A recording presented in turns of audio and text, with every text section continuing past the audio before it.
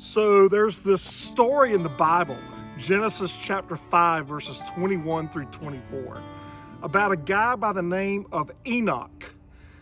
It's a short little story, just a few brief little verses, but what it does is it shows us three things about his life that took place.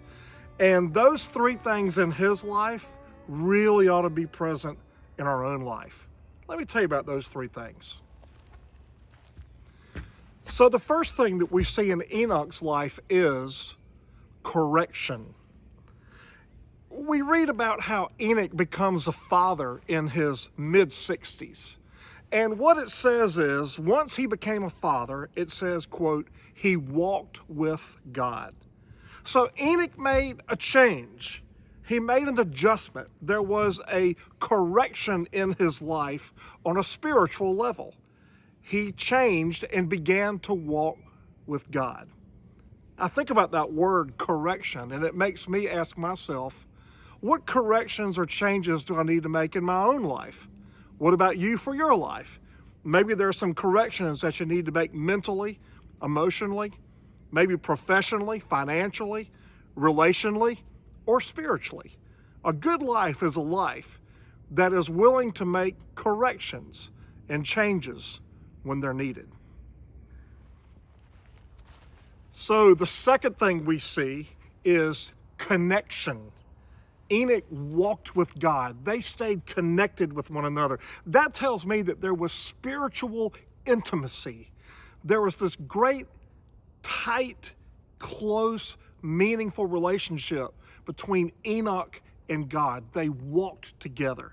In other words, through the mornings and afternoons and evenings, Enoch and God, well, they were one. I think about it this way. He was aware of and affected by God in the morning. He was mindful of and moved by God in the afternoon. He was sensitive to and stimulated by God in the evening.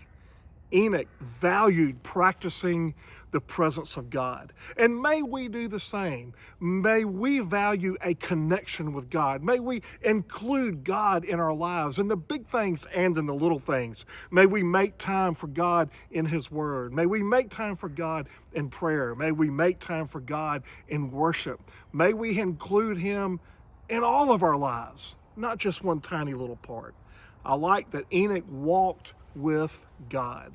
He included God in his life, and may we do the same.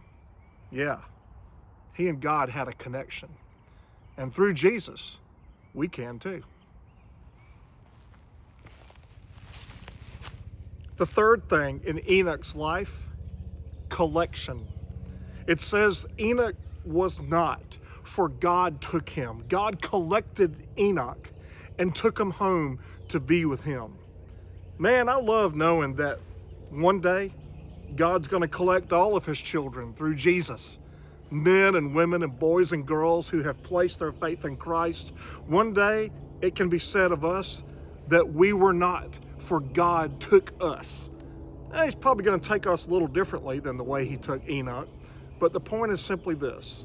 One day there's going to be a great collection.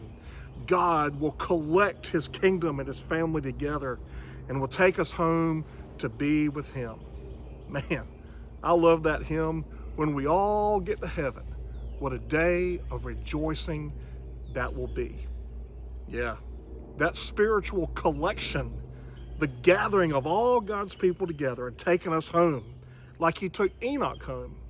Well, that's something good to look forward to. What a day that'll be.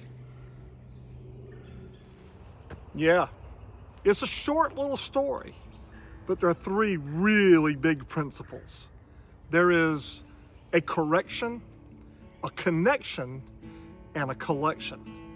Hey, what do you say that we say yes to Jesus so that we can have the same experience in our own life that Enoch did? Let's make our corrections with God's help and leadership, make any changes that we need to make. Let's experience through Jesus a connection. Let's walk with God through every day of our lives. And let's look forward to this great collection where one day God will gather us to himself and take us home. Yeah, Enoch, I think he laid out a pretty good blueprint for living, don't you? Let's walk by that.